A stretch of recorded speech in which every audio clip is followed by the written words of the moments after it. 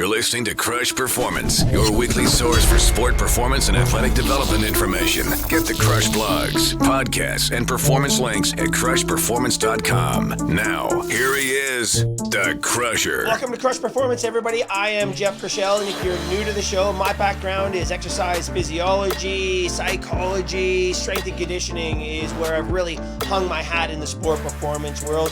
And the show is all about exactly that, helping you navigate this crazy world of sport performance and elite performance as you work your way to achieve your goals. Or if you are in pro sports, how do we help an elite athlete get better? And it's a holistic approach. We talk with the top researchers, the top coaches, the top athletes, and the top people in the world to keep you on the cutting edge of sport performance and all the new information. And today is no exception, because today we're diving into one of my favorite sports, the NBA. I love the NBA for a number of reasons. One, simply because of the demands that sport puts on its athletes. Also, the uniqueness of the athletes. They're giants. They're human giants playing an aggressive power, speed, endurance sport. The challenges of preparing, playing, and then excelling in that game are epic without question. And today we're going to talk with the Associate Head Strength and Conditioning Coach for the Cleveland Cavaliers, my friend Ed Subel. We're going to talk to Ed about how they manage their players, some of the things that he's seen over his career. He comes from an interesting background. Ed is a Cleveland kid. He worked for the Guardians, formerly the Indians, for 9 years, and now he's in his 7th year with the Cleveland Cavaliers. So a hometown kid working with two of those Cleveland iconic franchises. It's going to be a fantastic conversation.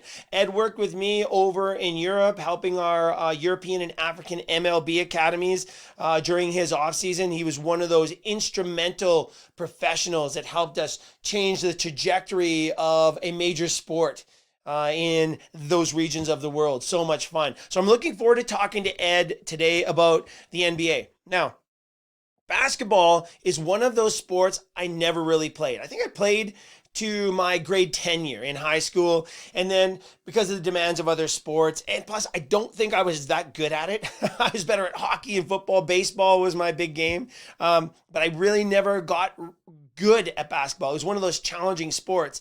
We didn't play it on the farm, and so I never got good at it. So I'm fascinated by these sports that I've never really played before, and especially when we look at the demands at the elite levels, which go well beyond the physical demands of the sport. The NBA is one of the interesting ones because there's a lot of research looking at player management in this game. A lot of ideas floated about how to manage players over the course of the competitive schedule, but also in-season and off-season, long-term planning. We'll talk with Ed about that today for sure. But one of the things that's really interesting is the research that's been done on the NBA and the impact of the competitive schedule and travel and how it influences potential team outcomes. If you remember, if you go back in the Crush archives, you can go and scout out our conversations with Dr. Sherry Ma, who is a sleep scientist at Stanford University at the time.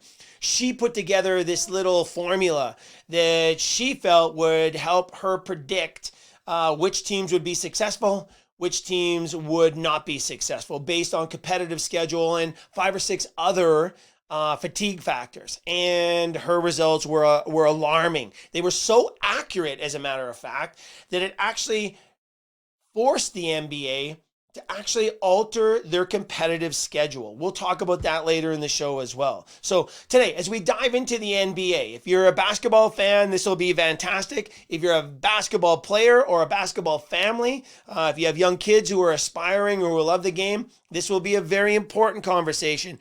But if you're just a fan of sport, getting behind the scenes at this level of the game is a very rare thing, and I'm really looking forward to it. So without further ado, let's dive in. Here's my conversation with Ed.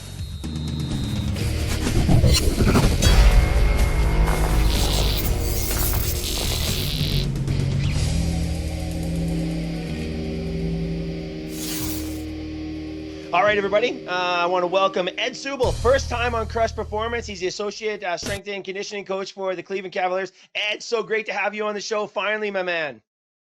Yeah, I mean, we've been talking about it for a while, so it's really, really fun to finally get to do this. Yeah. So listen, I've been following you for a while. We met through Major League Baseball, of course. You spearheaded a couple of our European and African programs, and I want to say hats off for that. Because I will say this: in all my time in professional sport and international sport, that is one program, Ed, that we can comfortably say collectively as a group with our Major League Baseball group that really changed the developmental trajectory of an entire sport in a region. So that was pretty cool. And I want to thank you for that. And it was really cool to see you make the move from the Cleveland Guardians, Indians to the Guardians, into the NBA. So man, congratulations. Welcome to the show. And let's talk about that pathway. Being a Cleveland kid, man, and now having worked for two iconic Cleveland pro franchises. Oh yeah, I mean, again, thanks for having me, and I do really appreciate the time um, that we spent together with the European and African programs, because it really just enlightened me. It opened my eyes to the real international perspective of professional sports here in the United States and kind of taking it overseas, and I didn't really realize the passion for it at the time until I really got to see it. So I want to thank you for the opportunity there, and continuing to keep our relationship intact to where we can actually do this today. And like you said, in my seventh season with the Cleveland Cavaliers as the associate head strength and conditioning coach, and it's so special being a Cleveland guy. Being able to come into work every day and really try to bring a championship back to the city that I'm from and the organization that I grew up loving. So that's super, super special to me.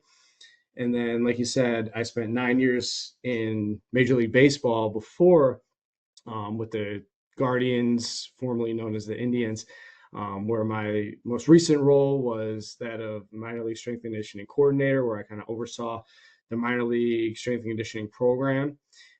And before that, I was an affiliate strength and conditioning coach, where I really got to live and breathe long-term athletic development, which is really still so near and dear to my heart. It's a passion of mine, something that I really love.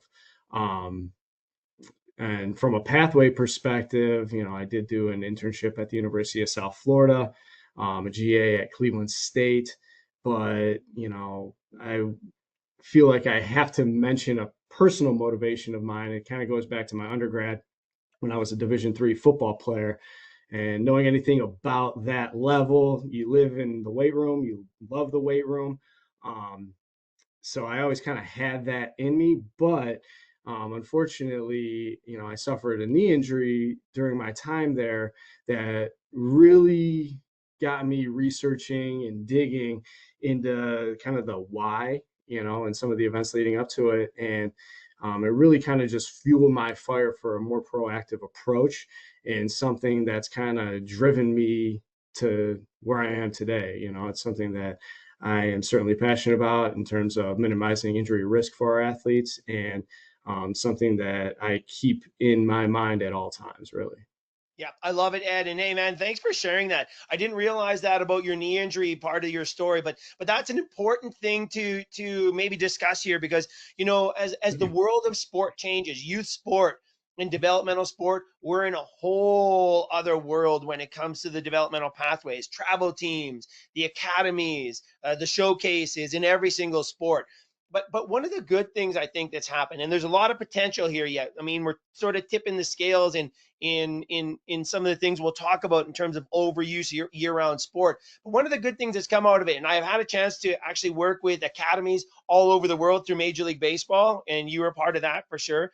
But one of the cool things that we see, Ed, is some of those players we worked with back in the day, they're now strength coaches in Major League Baseball. We have Julian Rip, for example, comes to mind. He's with the Atlanta Braves right now. We've got young former athletes who are now physiotherapists for similar reasons. They were injured. They wanted to, get into that world, or saw how powerful that was. We've got analytics and biomechanics, and of course, all those different areas. So that's one beautiful thing about our side of sport, man. There's so many different options and avenues for for young people to pursue. And I think it's absolutely fabulous. And another great sort of trend, of course, me having three daughters, is starting to see the acceptance and the welcoming of women into the fold. I think it's a huge shift, a good shift as well. Yeah, absolutely. That's a great point to make, and just kind of delving into the youth athlete perspective. I know that these youth athletes are really playing so much more volume from a yearly perspective, year after year perspective. That specialization is such a nuanced topic for those athletes, parents, and coaches alike. Um, I don't want to necessarily say I'm, one way or another, Yeah. in terms of specialization, but I often advocate for exposure to multiple sports to really enhance your overall ability to acquire skills at a young age, and really to avoid burnout. I know that that's not always the case, right? If a specialization model works for a certain individual, by all means, like I'm very supportive of it. If they're passionate about it, they don't, show signs of fatigue or just the diminishing return in any way, like by all means, like enjoy, have fun. If that's where your passion really lies. I just tend to kind of lean towards the other train of thought, um, from what I've seen personally. And I'm a big believer in differentiation in general. Obviously, my pathway is that of a bit of differentiation in and of itself. My experiences across multiple sports has kind of given me a unique perspective in that way. Yeah. And I think that my versatility really allows me to approach training challenges creatively and helps me to leverage my skills from multiple disciplines to help maximize performance and reduce injuries for the players that I get to work with. Yeah, no, I love it. And yeah, you're right. That specialization topic is actually really important in sport today, all of sport. And you're right. I don't think it's one way or the other. I think it's just awareness of the whole thing. Though I will say this, Ed, we've broken down the numbers. We've gotten with, the NFL. Here's one thing I don't know, and I'm going to vow to figure this out. Looking at the NBA draft, because we do have numbers from MLB and the NFL. And if you look at the last two or three drafts, the NFL drafts, right, of those 30 first round picks that are made, between 28 and 29 of those players were multi-sport athletes heading into college, right? So up until the age of about 15 or 16, they were multi-sport athletes. In the NCAA, we also have some intriguing numbers as well that tell us that about, and again, I'm kind of pulling this out of the air, so this number might be off a bit, but it's ballparkish. I want to say it's 94.7% of Division One NCAA athletes were multi-sport athletes coming into and throughout high school. So there's something there for sure. But I will say this: I agree with you. If you are a specialized athlete for whatever reason, socioeconomic reasons, listen, man, I come from a family of four, and it actually physically wasn't possible to play multiple sports because we were all playing sports. So we had to pick our seasonal sports and go for it, right? So there's lots of reasons an athlete might specialize. But if you are specialized, you just need to make sure in your annual plan you're doing things to really balance that. That kind of makes sense to you? Oh, absolutely. And regionally is a factor as well, right? Yeah, Being a guy born and bred in Cleveland, I'm not necessarily going to have the access to being able to play baseball year round, for example, um, without an indoor facility or something of that nature. So, there's so many factors playing into it. What I will say, I don't know the numbers offhand in terms of athletes at the NBA level, or at least through the draft process, that have played multiple sports, or at which level they may have um, stopped playing multiple sports. But what I do know is that many of the players that I've come across have played multiple sports at one time or another. yeah. Maybe some have stopped in junior high, others in high school. So be it. But I definitely think that there is something to be said about skill acquisition, and especially like from a proprioceptive nature, qualities, being able to see and feel differently when you're in space, And I think that that's something to kind of keep in mind, whether it's, really young athlete or somebody that's in high school age. Yeah, we're talking with Ed Subel, Associate Head Strength and Conditioning Coach for the Cleveland Cavaliers. You said something really Yeah. interesting that's really worthy of a note here, and that is that regional stuff, right? You know, I agree with you. I was much like you. You're the sort of the Cleveland kid. I'm the Canadian kid that went to the Blue Jays, so that was a big deal for me, right? Being the head strength coach for the Blue Jays and overseeing their very similar path, overseeing their minor league program prior to getting to the big leagues. But it was great being in that professional world, but you're kind of in this special bubble there, right? Hmm. My first international experience with Major League Baseball was a camp in Italy with 75 athletes from all over the world.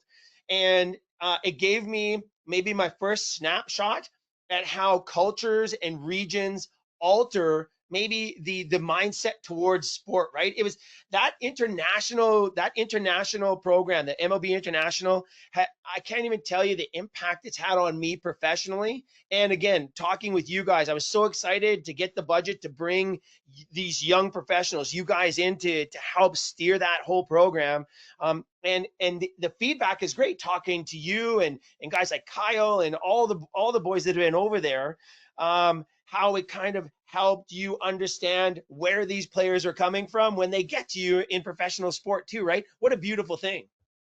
Oh, absolutely. I mean, so many different backgrounds that we come across, especially, thinking back to the years I spent in baseball, like just the diversity in cultures and the regional aspect is just it's really, really special, especially when you get a good group of guys Yeah. from multiple cultures spilling into kind of have one common cause. It can be a really special, beautiful thing.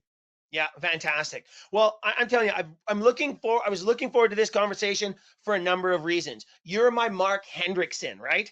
So Mark Hendrickson was a player. He's one of only 13 players to play in the NBA and in Major League Baseball. And he came to us through the Blue Jays as I was a minor league coach, and we kind of went to the big leagues together.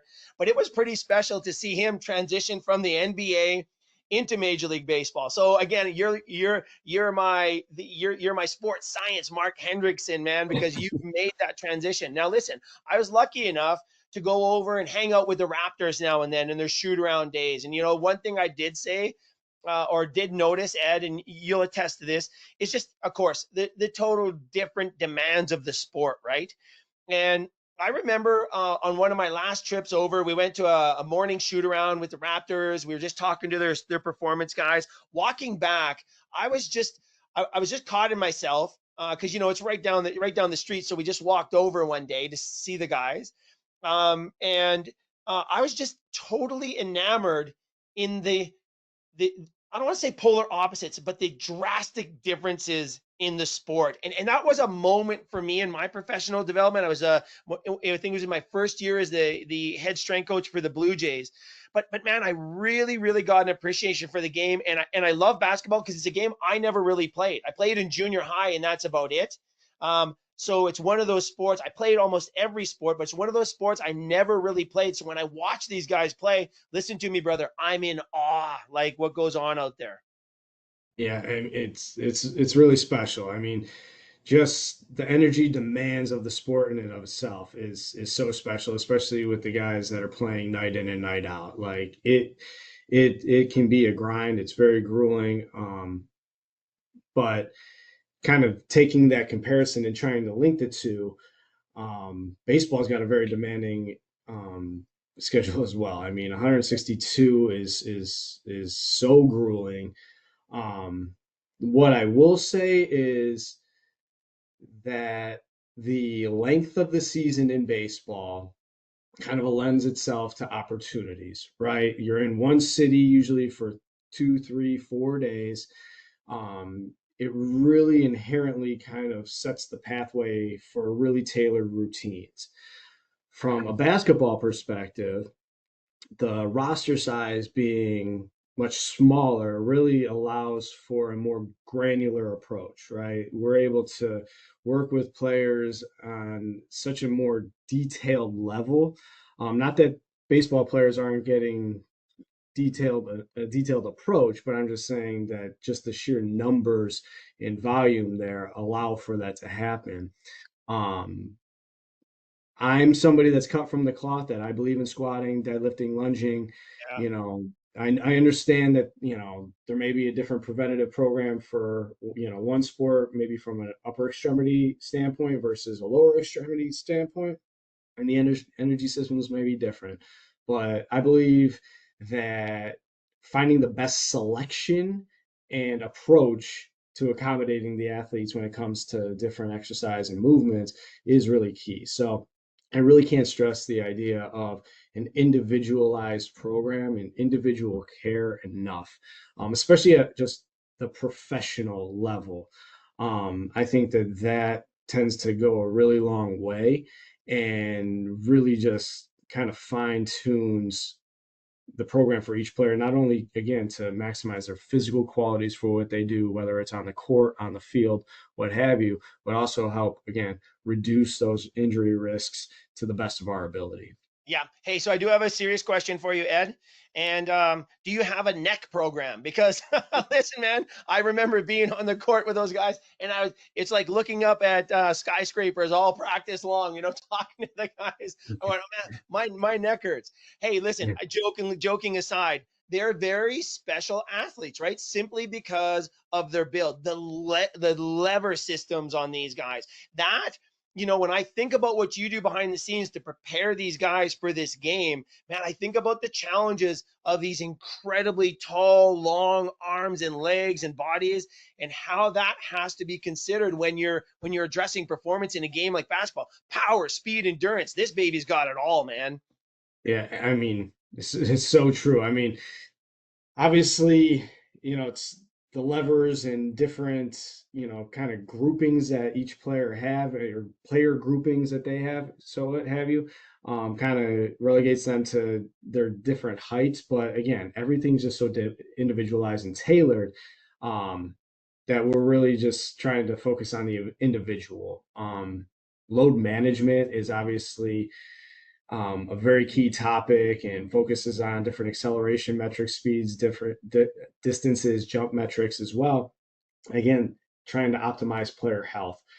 Biomechanics is another emerging area of study, not only in basketball, but high performance in and of itself, that really kind of helps us down the pathway towards making the most highly informed decisions that we can when treating our athletes. Um, but at the end of the day, they have to go out there and perform. And so we're always trying to maximize their physical qualities to help them do that night in and night out. Because when we play 4 games in a week and traveling on top of that, fatigue may set in. So we're really just trying to, balance our needs as much as possible. Yeah, I think some of the greatest research done so far in professional sports has been out of the NBA, looking at the fatigue factor of competitive scheduling, especially the adjustments that were made, I think 2018, 2019, when Commissioner Silver came out and said, hey, look, 2 things. Like he said, I think this was in his league address before game 1 of, maybe it was like 2017 or 2018. Anyways, it was before COVID. But I remember him saying 2 things. One, about the management and their serious look as a league at the game schedule and their consideration of decreasing, no, not their consideration, their approach and their deliberate approach to eliminate as many back-to-back games as possible.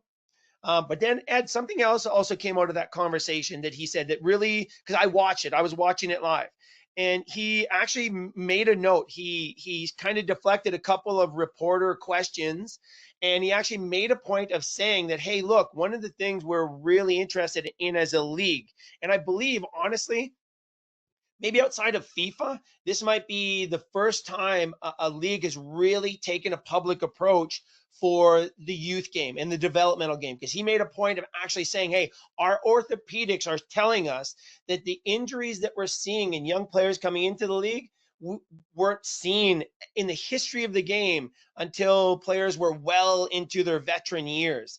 And I think the point there was they're seeing a massive change in the developmental model at the youth level that isn't necessarily having a great impact at the pro level. And I thought that was interesting, Ed. Yeah, I mean, it's not necessarily something that, we see on a daily basis, but obviously throughout the draft process, with players that we haven't really seen or had our hands on necessarily, all the information that we gather is as much as possible, right? Especially for going through that process. So again, it's such a big topic to unpack Yeah. that um, I don't necessarily, I can't really speak to one side or the other when it comes to, overarching programs. What I will say is, we're definitely cognizant of players that have played a lot of games and, that have um, a lot of miles under their belt, not to say it's a positive or a negative, but, there's just, like you said earlier, there's a created awareness around it for Yeah. sure. So obviously trying to predict any type of behavior or anything that we can further down the line comes into play.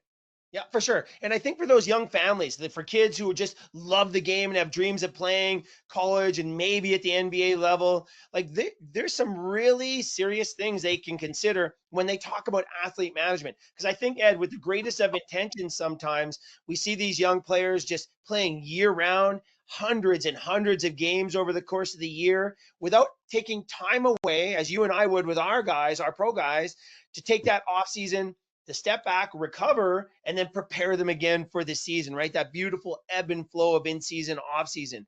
And I think maybe the youth development side has lost it. You've mentioned it a couple of times here, this idea of management, right? You guys are 82 games in like 165 days, right? I think I read somewhere looking at the research, you guys are averaging 3.5 games a week. That's a heavy load, man. Like, and that athlete management in season is important, but also from year to year, really capitalizing on the downtime and time away from the game. Yeah, I mean, I, that's where I think really the importance of routines on our end comes becomes so important. Building solid routines is really essential to handling the demands of the not only the travel but that loaded game schedule. And it really helps us kind of just combat stress, not only from a player perspective but also a coach perspective. Sure. We need to be performing at our highest levels each and every day so we can serve the athletes to the best of our abilities. Now, talking about routines, I'm also going to kind of interject and talk about the other end, and that's adaptability, right? So the NBA schedule is so dynamic that while I appreciate structured linear training programs, I also understand that adjustments need to be made along the way.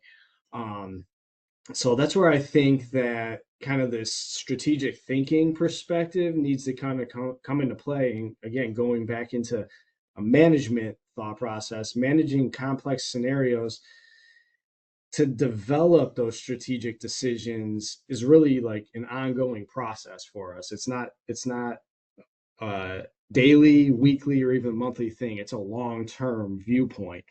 So viewing each partnership with our player through a lens of collaboration I love that. really allows us to amplify our capabilities to kind of set that competitive edge that we're looking for, which is really the name of the game in professional sports. Yeah. Hey, Ed, I love that, man. Partnership with the player. Listen, you don't hear that often. That is a beautiful, beautiful mindset, man. And I wish we would hear or maybe even see more of that at every level of the game. I love that. Is that sort of the Cavs mantra you guys have there? The partnership with the player.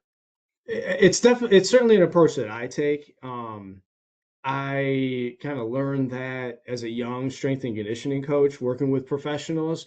And I think just giving each and every one of them the respect that they deserve at this level and allowing them input into their program allows you to build the best possible program you can, right?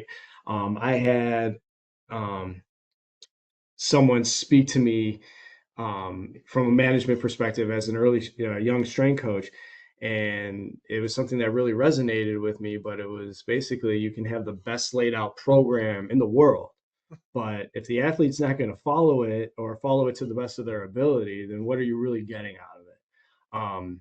So that really made me kind of internalize and think about um, how to best serve the athletes. And I think that, their input certainly plays a factor into that. Yeah, love it. Oh, that's so great. That's so great. And making them part of the system, part of the planning too. That's a powerful thing. That's a real powerful thing. Hey Ed. So we have lots of coaches, families, young athletes watching the show, listening to the show. Um, and again, I've been so enamored by this NBA game just because of the uniqueness, the demands of the sport for sure, the uniqueness of the athletes that play the game, right? What does the daily routine look like? What's the general daily routine for an NBA player look like? Game day, non-game day, let's say. I mean, obviously, a non-game day would usually entail some sort of a practice session, whether that meant going over film, getting on the court, for whatever amount of time that we're looking for from a load perspective. I think that that certainly plays a factor into what the day looks like. Again, it's all encompassing. How many games have we played that week? What's our upcoming schedule looking like? And so forth. So it's a really highly evolved process where we kind of look at multiple different disciplines at the same time to put the best practice plan together. From a game day perspective, we're usually hitting some sort of shoot around early in the day or morning. And then, there's a little bit of time in between before we get into our pregame work and then heading into the game time. So it's kind of a little bit different than baseball, whereas you show up to the ballpark, you get ready for batting practice occurs, and then that kind of leads you right into game time. It's a little bit more broken up into a morning evening split, if you will. Yeah, I love that. What an opportunity to really attack recovery, regeneration for game time, though. Hey, that must be a fun process. Absolutely. And like you said, kind of touching on recovery and regeneration, it's certainly something to look at in the off season as well. And again, bucketing players from starters that have really high minute totals and loads throughout the season. Their emphasis in the beginning of an off-season plan may really emphasize that recovery and regeneration, right? Whereas some younger developmental players may go right into a preparation phase as they may be called upon to play in summer league, say in late June, early July. So they don't really have the luxury of that downtime because they're preparing to play in a few short months. Yeah, great stuff, Ed. Just fantastic conversation, my friend. Hey, listen, just sort of as a parting note here. Again, we do have a ton of families, parents that really rely on the show for information and guidance.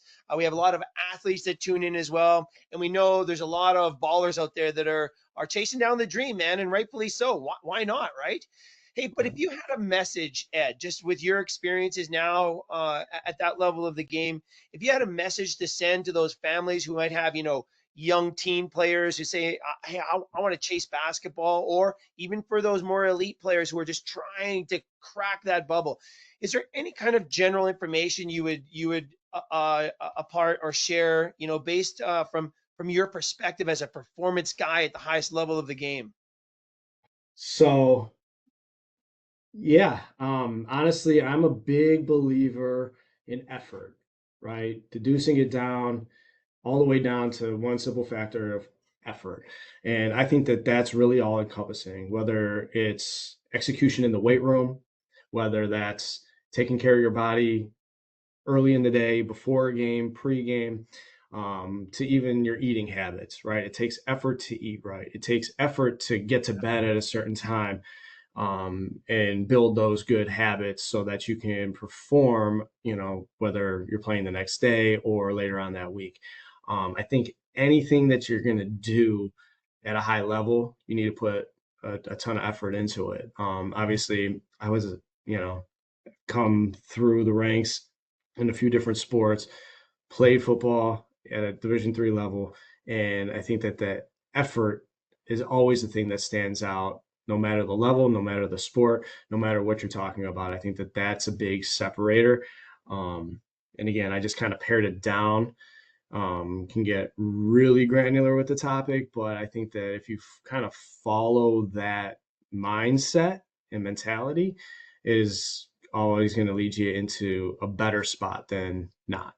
Yep, Ed, that just resonates so great, man. I really, really do appreciate that coming from you, my friend, so much. And one thing we always say to our developing athletes, we've been lucky enough to actually get entrenched with some pro organizations, of course, over the years, but also now working with some agents and helping out some of the Olympic athletes, and especially at the younger developmental levels, kids and young families who are entering the high performance pathway.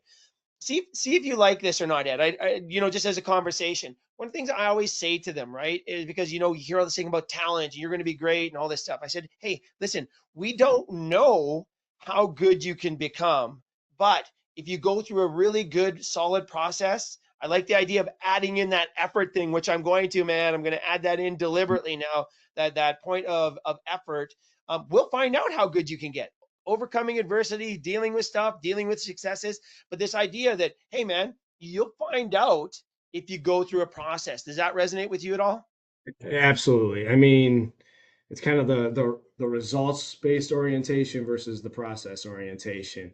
Um, some people believe that everything from a youth perspective in high school and beyond is all based on your results. Well, yes, people need to learn how to win, and that's a great thing, but at the same rate, it's not necessarily going to get there if you don't go through the correct steps in the process. If you're skipping steps, the results are probably not going to be what you're looking for unless you're just that uber talented, right?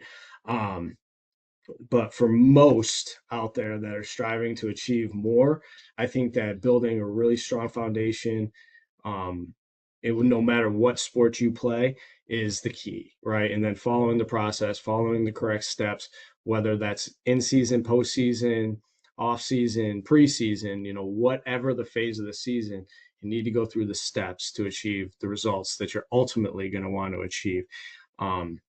And also, I do want to mention, you did mention that you have some younger athletes and some families out there. I just don't want to fail to mention that I am part of the NBSCA, National Basketball Strength Coaches Association, an active member there. So there are some really good resources on the website, nbsca.com, if you're looking for more information for specifically elite level basketball. Love it. Hey, and we will put that link in the show notes here, Ed, for sure. Because again, we really appreciate what you guys do, not just for your players, but for the sport in general. Listen, man, so great to have you on. I know it's a busy time of year for you. You guys are in the heat of battle right now. All-Star game coming up February 16th, I believe. So getting close to midseason, and we'll be watching with great interest, Ed. Thanks so much, man, for your insights. To see you again. It's great to get face-to-face, and appreciate all of your sharing here today.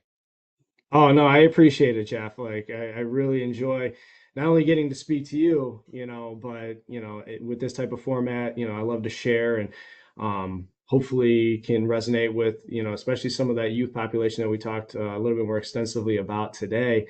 Would love nothing more than to just help some young athletes, find the right path. Yep. Hey, man, I tell you what, let's do it again. And I right off the top of my head, I'll reach out, and maybe as we get closer to the end of the season or the off season, we could talk about off season approaches together. That would be fantastic for people, I think. Absolutely. Would love Great. to. Great, Ed. Thanks so much, man. Hey, Knuckles, brother. Yeah, Knuckles.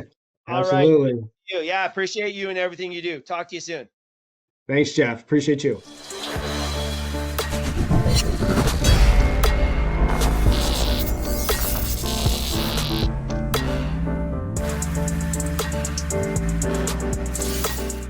Okay, well, that conversation was everything I absolutely hoped it would be. Ed is such a great, first of all, just a great person, but also an incredible professional in sport, man. What a great treat to talk to him and get behind the scenes of the NBA. And, at the end there, I really like some of the things that Ed said. I'm really enamored with this idea of the partnership with the player. I mean, that's the way we always operated. It's the way I always operated. So it's nice to hear of other professionals speaking like this. I find at the developmental levels, that partnership doesn't exist as much unless you're on an individual basis, right? But then on an individual basis, one of the things that's missing in developmental sport, and I'm talking maybe just below elite college sport and national team sport, and certainly below professional sport, just as athletes are sort of making their way almost to their destination of landing that scholarship or that national team position or that pro contract. What's missing in developmental sport is exactly that, the partnership. We know for a fact, based on research and science, that when an athlete or your athletes are involved in the decision-making process of your team, and it doesn't matter if we're talking 9-10-year-old soccer team or basketball team or your high school or junior high volleyball or soccer team. It doesn't matter the age or the sport. We know that when athletes have a vested interest and some say in the process, there's more buy-in. Not just more buy-in, we see that the programs are actually much more effective, one, in player enjoyment and engagement, but two, also in the results that we get out of the program.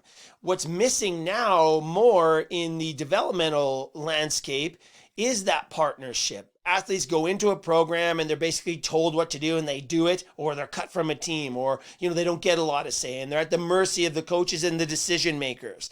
Or the other problem that we do see that you really need to be aware of is when a young athlete is aspiring and they're trying to piecework the performance planning, right? Maybe they have a strength coach over here, and then they're at an academy or a school program for their sport, and then they're playing on a club team over here, and then they have a skills coach and a travel team and then a summer team, and none of it is coordinated. That is a big issue and one of the main contributors to, I think, the injury rates and the dropout rates that we're seeing in sport today. That's why, when athletes come into our program, our Crush Advantage program, we really make sure we connect all of those worlds. That's our top priorities. One of the first things we do before we even put pen to paper for performance programming, we bring together all those worlds to make sure everybody on that performance team is in sync, thinking the right way in the best interest of the athletes. And trust me, listen, I'm not saying that anybody has, a negative intent here. Everybody has great intentions. It's just not coordinated. We find simply when we coordinate these worlds, we might have to cut some of it out. And so these athletes wind up with some free time and they're twiddling their thumbs and they're nervous because all their teammates or their peers are going crazy. They're overscheduled. These guys are sitting back with time. They learn. We teach them to recover. But listen, we'll get them playing the guitar or doing art or picking up another hobby to fill that free time. And it really works. It works with some of our young professional athletes as well. So just to give them something different, something other than their sport to focus on, healthy, just as a person and a human being, but also really great for sport outcomes as well. But I love the idea of Ed actually mentioning the partnership with their players. And listen, at the pro level, man, it's a big responsibility. Ed has a big job. My job with the Toronto Blue Jays, or even right now with Baseball Canada, or traveling the world with Major League Baseball. It's a very serious job, especially when you start getting these athletes in and they want you to help guide their programming and their development, right? The way I look at it, these athletes are entrusting you with their careers, right? And it's nothing to be taken lightly. It is not to be taken lightly.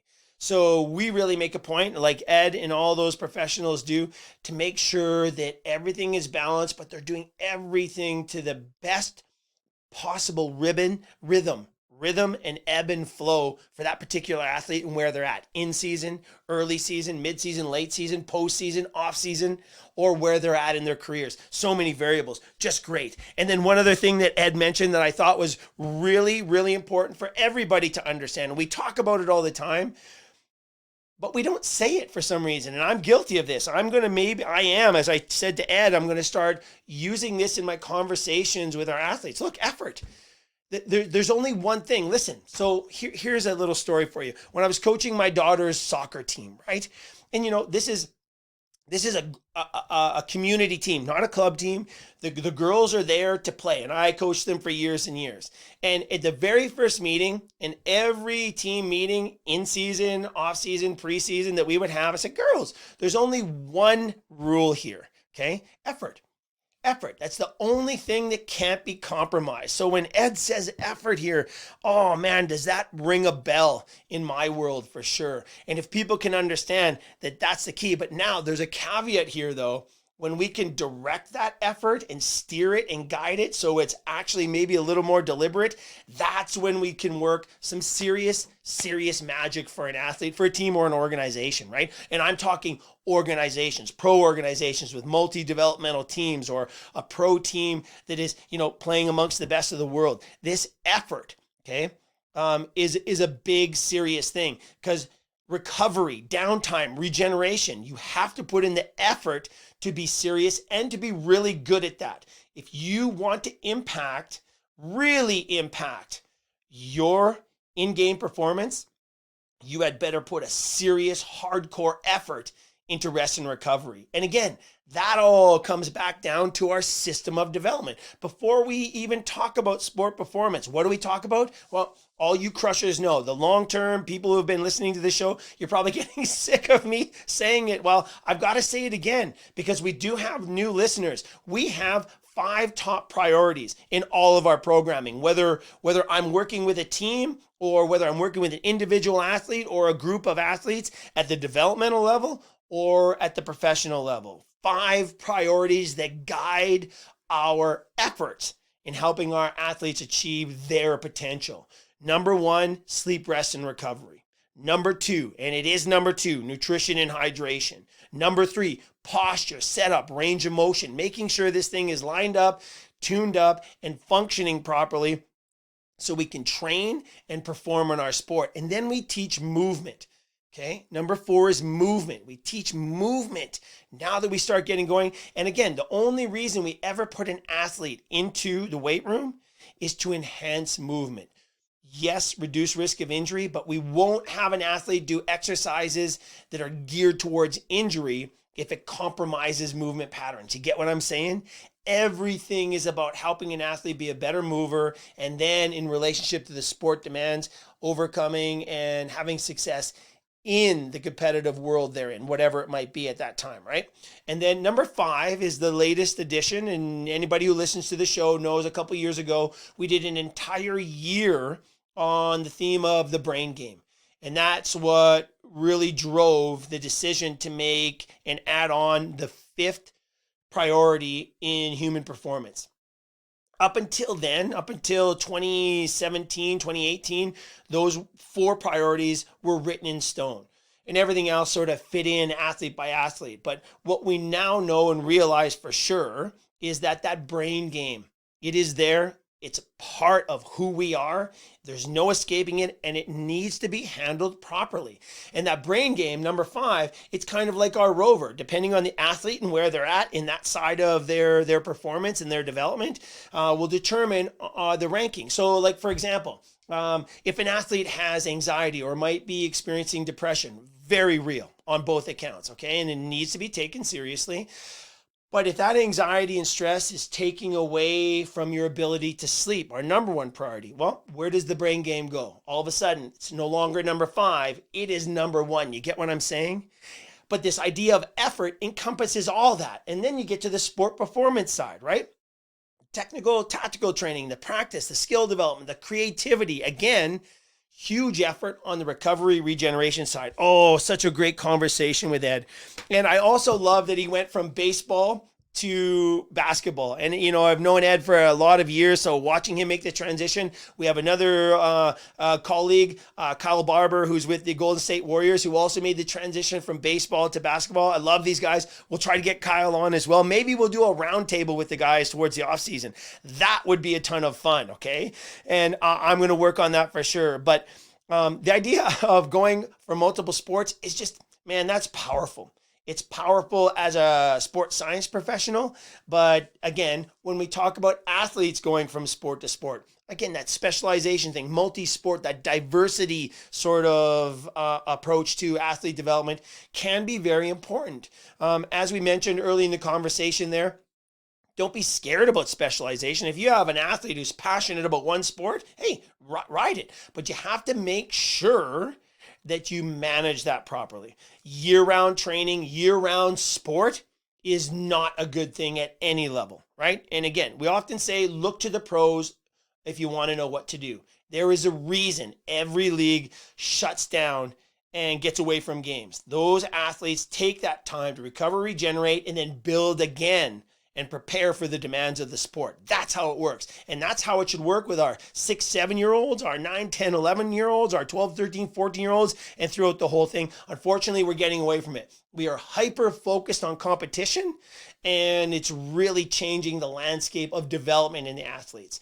The pro game has never really changed. We know that the pro guys, even though they're the best of the best, they're probably not at their best. As a matter of fact, I'm going to say that outside of event-driven sports like tennis or golf or, maybe some of the soccer leagues where, the premier leagues have tournaments that they play, these athletes aren't even close to being the best they can be. It's just physically not possible. If you look at neural recovery, how long it takes for the nervous system to recover, or if you look at musculoskeletal recovery, the joints, the soft tissue, the bones, how long it takes to recover after certain types of training, you'll see that it's physically not possible to be fully recovered if you're playing in the NBA on average 3.5 games a week, or if you're in Major League Baseball and it's 162 games in 187 days.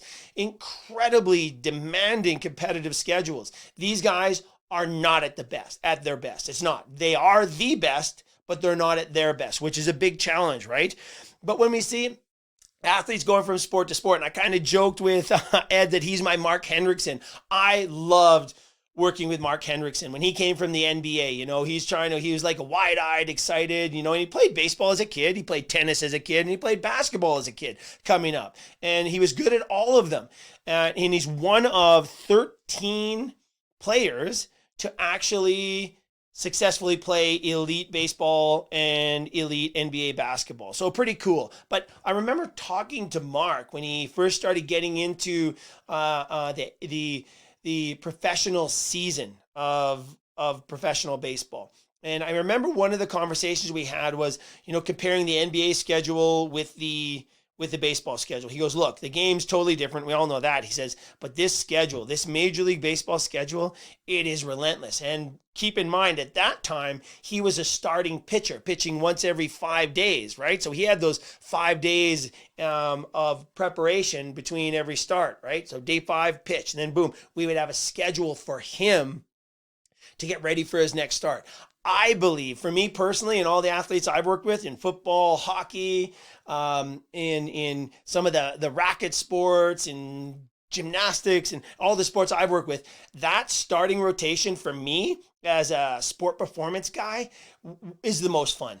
Like I think getting into the NFL would be super fun as well, but the practice demands and the video demands in between games, I think are pretty challenging. But that 5-day rotation for the pitcher, oh, you can work magic, man. And I remember sitting down with each and every starting pitcher that we had over the years, trying to personalize and perfect their 5-day routine along with the pitching coaches and everybody else involved. So much fun.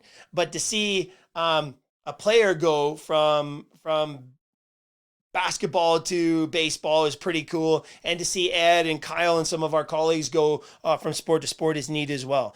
I often wonder if Jordan, and again, I think if Jordan had stayed in baseball, some of the people I've talked to are predicting he could have played in the big leagues. Would he have been a massive impact player? That would have been remained to be seen. But he was having great success. Jordan was coming up.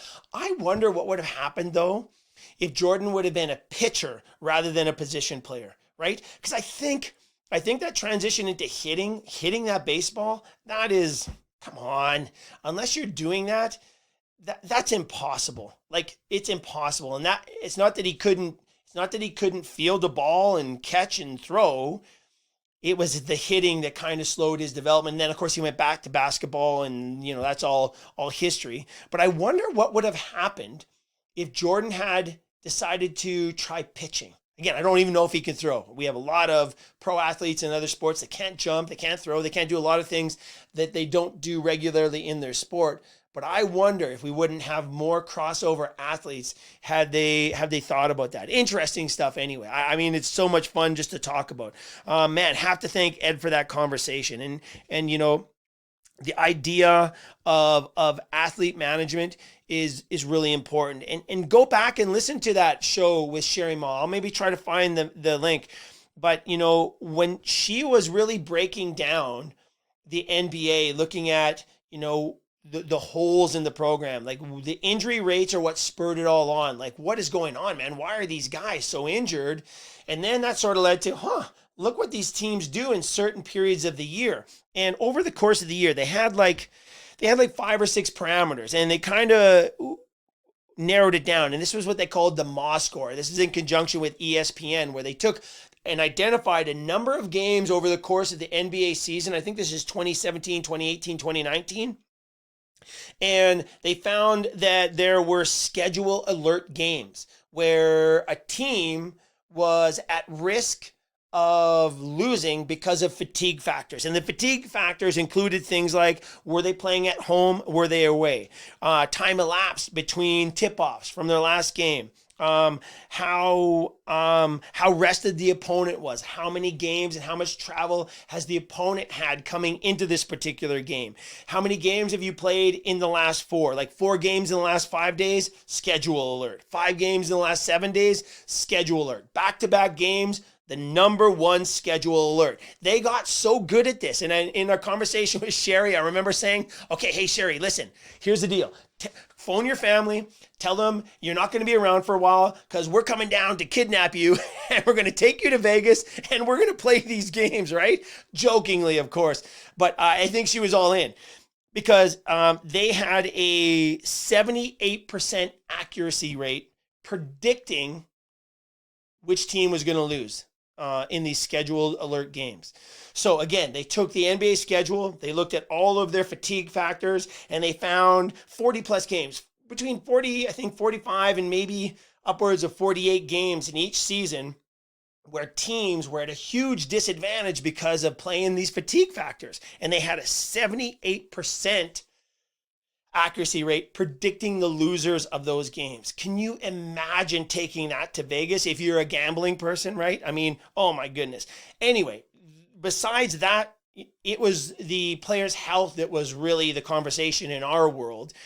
And this is one of the things that actually forced the NBA, or I shouldn't say forced, rose the awareness, and the NBA actually altered their schedules. You will see less back-to-back games. I don't think there are any anymore. We'll have to double check on that. But it's one of those things where the NBA responded, and you got to respect that, right? For player health and wellness, and also competitive, just the competitiveness of the game. So really good stuff. Again, this idea of partnerships, effort, and, as Ed mentioned, multi-sport games, managing these guys year round. Oh, such a great conversation. All right, that's it for this week, everybody. Coming up in the next few weeks, the Crush War on Sugar will revive here as we light those fires again. A lot of interesting research on artificial sweeteners and how potentially devastating they are, not just for our health, but sport performance, without question. We're going to talk about that. We're also going to have a serious show with Dr. Mark Mrazek about our 2025 overall theme, perception, as we kick it off. We talked a bit about it with Jim Fannin last week, but we're going to really kick off the deep conversation that's going to drive our series for this entire year. Perception, right?